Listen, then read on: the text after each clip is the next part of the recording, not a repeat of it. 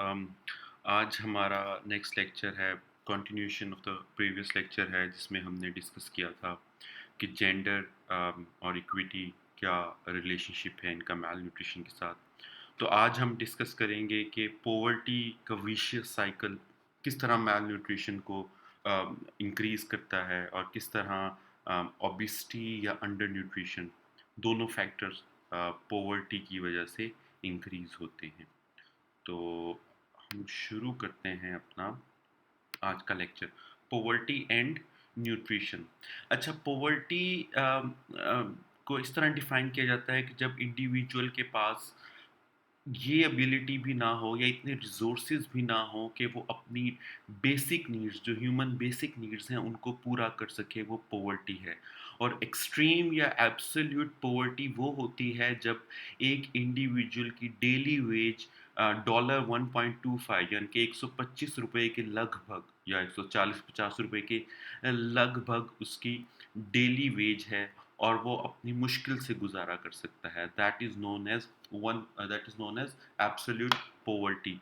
MDG जो सा था गोल वन, उसका भी ये गोल था कि 1919 से लेके 2015 तक लोगों की इनकम को इंक्रीज किया जाए। अगरचे वो किसी हद तक इसमें कामयाब हो गए, लेकिन डिस्पैरिटी अब भी मौजूद है कि कुछ कंट्रीज ऐसी हैं जहां बहुत ज़्यादा पोवर्टी है एज कंपेयर टू कुछ कंट्रीज जहां पोवर्टी बिल्कुल भी नहीं है। तो डिस्पैरिटी ऑफ रिसोर्सेज बहुत ज़्यादा अनइक्वल हैं, जिसकी वजह से वो कंट्रीज जो पहले ही सफ़र कर रहे हैं पोवर्टी की वजह से, अपने इकोनॉमिक क्राइसिस की वजह से, उनके ऊपर और बर्डन आ गया है। अच्छा, ये थोड़ा-सा ग्लोबल पॉवर्टी का एस्टीमेट है कि तकरीबन 14.5% ऑफ वर्ल्ड पॉपुलेशन वो पॉवर्टी से एक्सपीरियंस करती है। लेकिन इम्पॉर्टेंट चीज़ है कि इसमें से तकरीबन 80% सब सहारन अफ्रीका और साउथ एशिया की कंट्रीज़ में मौजूद हैं। और 5 कंट्रीज़ जिनमें इस 80% का तकरीबन 1/3 लोग रहते हैं, वो बांग्लादेश, चाइना, कॉन्गो, इंडिया और नाइजीरिया है। तो यहाँ डिस्पैरिटी है कि दुनिया में आपकी सिर्फ 14.5% पॉपुलेशन है, लेकिन उसका 80% सिर्फ दो कॉन्टिनेंट्स के अंदर है, एक अफ्रीका के अंदर और दूसरा एशिया के अंदर। और जो 85 रिचेस्ट पीपल हैं दुनिया में, सबसे अमीर तरीन 85 लोग हैं, उनकी वेल्थ वेल्थ इक्वल है अबाउट 3.5 बिलियन पुअरेस्ट पीपल। दुनिया में जो 3.5 बिलियन पुअर पीपल हैं, उनकी वर्थ इक्वल है जो 85 लोगों के पास है दुनिया के अंदर। तो ये है डिस्पैरिटी कि कुछ लोगों के पास बहुत ज़्यादा है और कुछ लोगों के पास बिल्कुल नहीं है। कुछ हाथों के अंदर दौलत बहुत ज़्यादा है और कुछ हाथों के अंदर बिल्कुल भी नहीं है। अच्छा, अब ये मैंने आपको 16 कंट्रीज़ यहाँ दी हैं, Russia, Thailand, Tunisia, Turkey, Chile, America, India, Mali वगैरह। अब हम इनमें देखते हैं कि ये आपके पास पैरामीटर हैं, एक्सट्रीम पुअर का, मॉडरेट पुअर का, वल्नरेबल का और मिडिल क्लास एंड रिच के। इन 16 कंट्रीज के अंदर किस तरह पॉवर्टी की डिस्ट्रीब्यूशन हुई हुई है। तो अगर आप यहाँ देखें, इस पहले ग्राफ के अंदर माली के अंदर तकरीबन 40% पॉपुलेशन ऐसी है जो एक्सट्रीमली पुअर है। बल्कि इनफैक्ट 50% लोग ऐसे हैं जो एक्सट्रीमली पुअर हैं, कंपेयर टू रशिया जहां एक्सट्रीमली पुअर कोई भी नहीं है। तो ये है इन दोनों के दरमियान डिफरेंस। इसके अलावा आप थाईलैंड में देखें, बहुत कम है, टर्की में बहुत कम है, अमेरिका में बहुत कम है एज कंपेयर टू से बांग्लादेश या माली। इसके बाद मॉडरेट पुअर, इतने मॉडरेट पुअर अगर आप देखें तो रशिया के अंदर आ जाते हैं अब यहाँ थोड़े से, अमेरिका के अंदर मॉडरेट पुअर काफ़ी हैं, लेकिन माली के अंदर या तो एक्सट्रीम पुअर थे या मॉडरेट पुअर है। एक्सट्रीम पुअर की प्रेवलेंस बहुत ज़्यादा है और मॉडरेट पुअर की प्रेवलेंस बहुत ज़्यादा है। इसी तरह ये वल्नरेबल पॉपुलेशन के अंदर भी आप देखें तो अब रशिया की इंक्रीज हो रही है। इसी तरह जो से मिडल एंड रिच है, यहाँ रशिया ज़्यादा है एज कम्पेयर टू माली। अब ये इम्पॉर्टेंट, इसमें अगर देखें मैली में तकरीबन 50% पॉपुलेशन ऐसी है जो एक्सट्रीमली पुअर है। तकरीबन से 40% लोग ऐसे हैं जो मॉडरेट पुअर हैं और 10% वल्नरेबल हैं। मिडल और रिच क्लास तकरीबन ना होने के बराबर है एज कम्पेयर टू रशिया जहां एक्सट्रीमली पुअर एग्जिस्ट ही नहीं करते। मॉडरेट पुअर भी तकरीबन 5% के करीब हैं, तकरीबन 45-50% लोग इनके वल्नरेबल हैं और बाकी सारे अब मोर देन 50% मिडल या रिच क्लास है। ये है वेल्थ की unequal distribution with in the between the countries. इस तरह थाईलैंड के अंदर देखें, ये एक्सट्रीमली पुअर बहुत कम है, लेकिन इनकी वल्नरेबल क्लास ज़्यादा है। कोस्टारिका के अंदर अगेन जो मिडिल क्लास है वो बहुत ज़्यादा है कंपेयर टू से इंडिया या बांग्लादेश। अच्छा, विशियस साइकिल है पॉवर्टी और अंडर न्यूट्रिशन का। जैसे वो एक मशहूर कहावत है कि मुर्गी पहले आई थी या अंडा, इसी तरह ये डिटरमिन करना थोड़ा मुश्किल होता है कि पॉवर्टी पहले आती है या अंडर न्यूट्रिशन, लेकिन इन दोनों का आपस में डायरेक्ट लिंक बहुत ज़्यादा है। जितनी भी स्टडीज़ हैं वो इन दोनों के दरमियान सिग्निफिकेंट रिलेशनशिप फाइंड करती हैं। और अगर आप पुअर हैं, दैट लीड्स टू न्यूट्रिशन, उसकी वजह से आपको ये इश्यूज हो सकते हैं, डिजीज और अंडर न्यूट्रिशन, क्योंकि आपके पास वेल्थ नहीं है, क्योंकि आपके पास रिसोर्सेज नहीं है, इसलिए मदर जब अंडर नरिश्ड होगी तो ऑफ कोर्स आगे बच्चे भी अंडर नरिश्ड होंगे। जब वो अंडर नरिश्ड होंगे तो ऑटोमेटिकली उनका इम्यून सिस्टम इतना स्ट्रांग नहीं होगा, दैट लीड्स टू डिजीज। इसी तरह हेल्थ केयर कॉस्ट ज़्यादा है उन लोगों में जो पुअर है, क्योंकि उनके पास डिजीज होता है अंडर न्यूट्रिशन की वजह से, जिसकी वजह से उन्हें ज़्यादा बीमारियां आती हैं, तो उन्हें ज़्यादा हेल्थ केयर फैसिलिटीज़ को अवेल करने की ज़रूरत पड़ती है और उनके पास रिसोर्सेज नहीं होते। फिर अगर आप अंडर नरिश्ड हैं या डिजीज्ड हैं तो आपकी प्रोडक्टिविटी भी डिक्रीज होती रहती है with the passage of the time. That means you lose the opportunities to earn the money. जब आप मनी अर्न करने में नाकाम हुए हैं, इसका मतलब है कि आपका वो पॉवर्टी का विशियस साइकिल चलता रहेगा। इवेंचुअली आप क्रॉनिकली मैल नरिश्ड हो जाएंगे और स्टंटेड ग्रोथ हो जाएगी, और स्टंटेड ग्रोथ फिर ये थ्रू आउट द जनरेशन चलती है।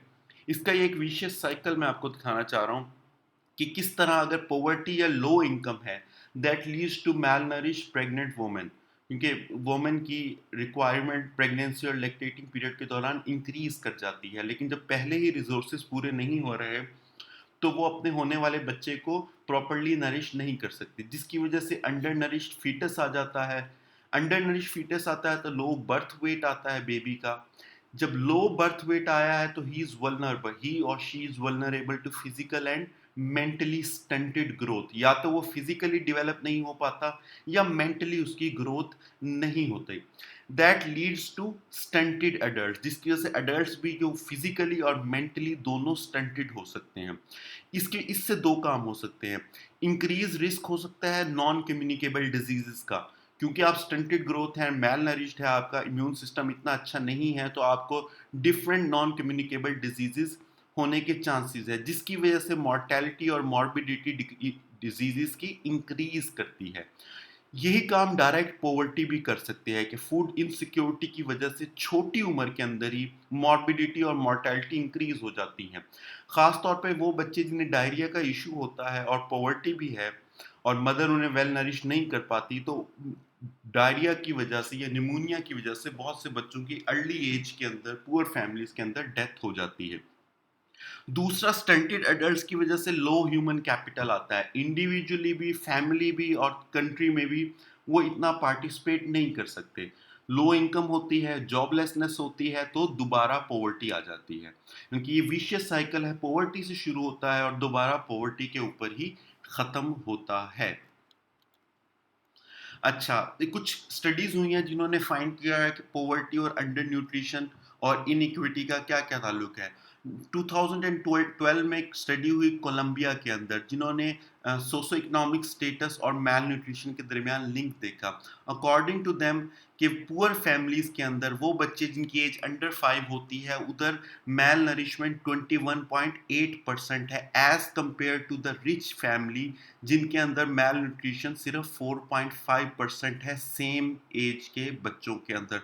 सो that is a stark difference, that is about the difference of 16.3 something. तो ये एक बड़ा डिफरेंस है।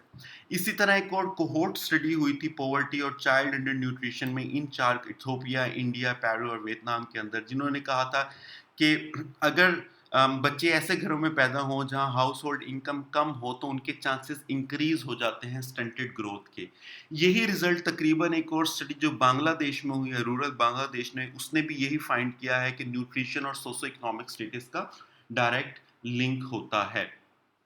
अच्छा, पॉवर्टी कैसे करती है अगर आप देखें, अगर पोवर हैं तो मदर क्योंकि वेल नरिश नहीं होती, तो इन्फेंट्स जो से होते हैं उनके अंदर न्यूट्रिशनल डेफिशिएंसीज रह जाती हैं जो अफेक्ट करती हैं उनकी ग्रोथ के ऊपर। जब ग्रोथ प्रॉपर नहीं हो पाती तो वो वल्नरेबल हो जाते हैं डिफरेंट डिजीज की, या तो इसकी वजह से इनिशियल स्टेजेस के अंदर ही डेथ हो जाती है, मॉर्बिडिटी और मॉर्टेलिटी इंक्रीज कर जाती है, या वो ऐसे चिल्ड्रन बन जाते हैं जो सक्सीड नहीं कर पाते आगे जाके, क्योंकि उनके अंदर न्यूट्रिशनल डेफिशिएंसी होती है और वो फुली डेवलप्ड नहीं होते मेंटली और फिजिकली, तो वो अपनी लाइफ में भी इतना अच्छा नहीं कर पाते। ये चिल्ड्रन जब अडल्ट अगर ये बच जाते हैं इस एज में और ये अडल्ट बन जाते हैं तो वो मैल न्यूट्रिशन क्रॉनिक हो जाती है। एजुकेशन इनएडिक्वेट है, क्रॉनिक इलनेस है, इसका मतलब है इनकी प्रोडक्टिविटी कम है और जॉब्स लेने के चांसेस भी कम हो जाते हैं। दैट लीड्स टू, जब वो पेरेंट्स बनते हैं तो वो अपने फिर चिल्ड्रन को अफोर्ड नहीं कर पाते, जिसकी वजह से ये पॉवर्टी का साइकिल चलता रहता है। अच्छा, इम्पैक्ट ऑफ पॉवर्टी अगर आप देखें कि ये है कि ग्लोबल रिपोर्ट आई है 2014 एंड 15 में, लो इनकम कंट्रीज के अंदर प्रेवलेंस जो सी अंडरवेट चिल्ड्रन की है वो पोरेस्ट के अंदर तकरीबन 40% है, और सिक्स एज कम्पेयर टू 60% जो आपके रिचेस्ट हैं। अगर आप यहाँ देखें, ये नंबर ऑफ चिल्ड्रन है जो आपके अंडर 5, इनकी परसेंटाइल है या परसेंटेज है कितनी होती है, और ये कंट्रीज दी हुई है।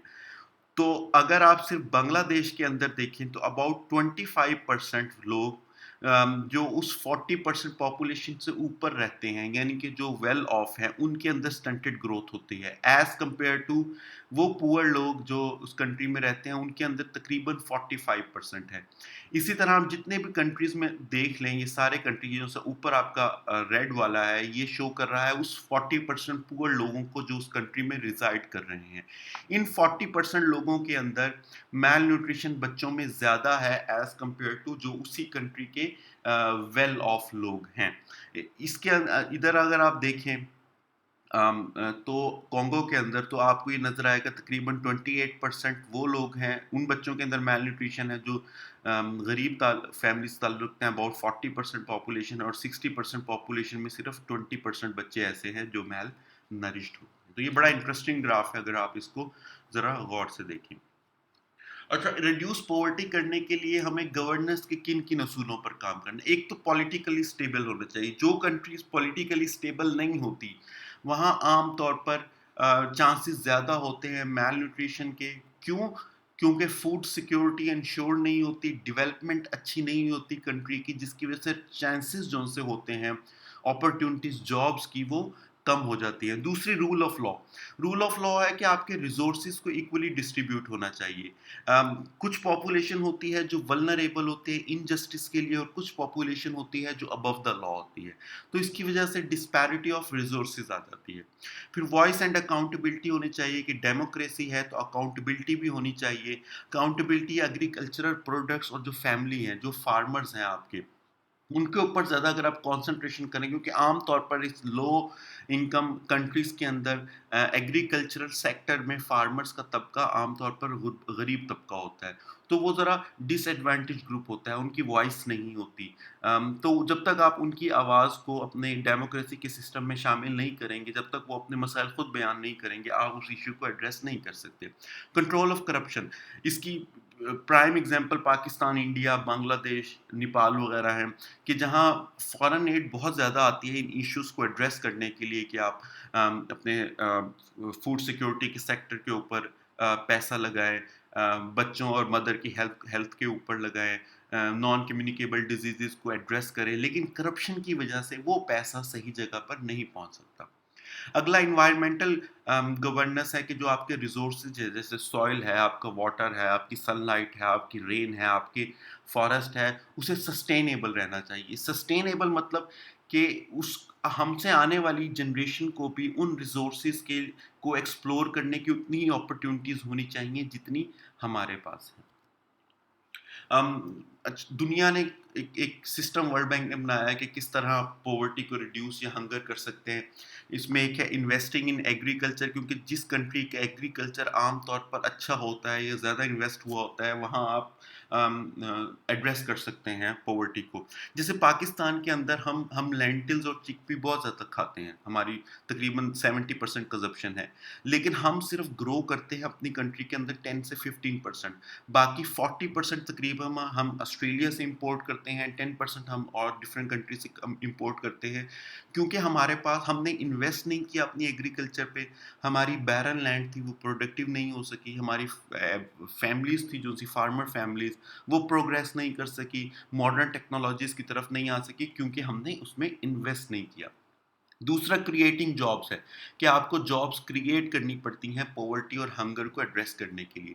फिर एक्सपेंड करना होता है आपने सोशल सेफ्टी को, क्योंकि जब तक कोई इंडिविजुअल सोशली अपने आप को सेफ महसूस नहीं कर पाता, तब तक वो इन poverty, hunger, malnutrition, job opportunities इनको एड्रेस नहीं कर पाता।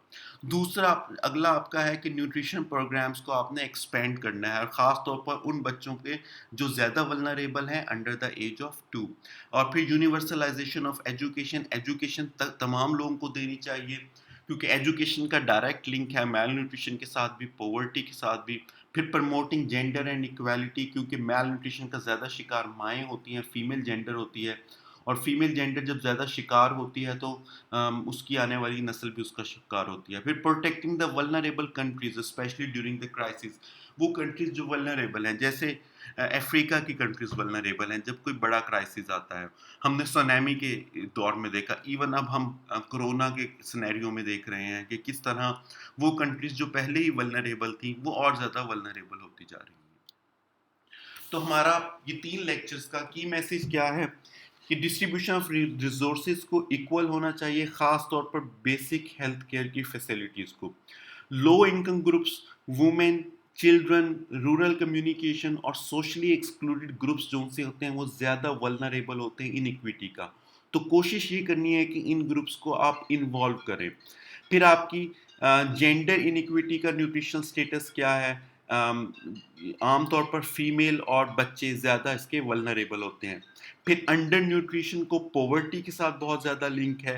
फिर आपने इंटरवेंशन करनी है जेंडर इनइक्विटी को एड्रेस करने के लिए, ताकि आप उन इंटरवेंशंस को प्रमोट कर सकें जो आपने पॉवर्टी को और मैल न्यूट्रिशन को एड्रेस करने के लिए यूज़ की हैं। क्योंकि जब तक आप फूड सिक्योरिटी को through the proper intervention ensure नहीं करेंगे, आपकी जेंडर इनइक्विटी यानी कि फीमेल और आपके उस फीमेल की आने वाली नस्ल वल्नरेबल रहेंगी हमेशा न्यूट्रिशन, अंडर न्यूट्रिशन के लिए।